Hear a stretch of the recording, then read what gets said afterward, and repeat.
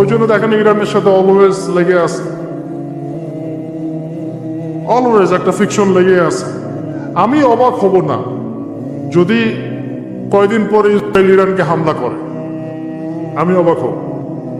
এটা অবাক হব না যদি কয়দিন পর লেবাননে গিয়ে সে আক্রমণ করে, সে যদি কয়দিন পর মিশরে আবার আক্রমণ করে, জর্ডানে আবার আক্রমণ করে, আমি অবাক হব।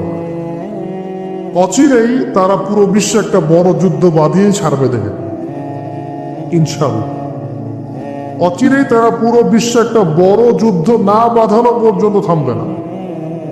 নবীজি বলেছেন সাল্লাল্লাহু আলাইহি ওয়াসাল্লাম, আমি না থাকলে আমার চাচাকে জাহান্নামের একদম অতল তলে রাখা হতো।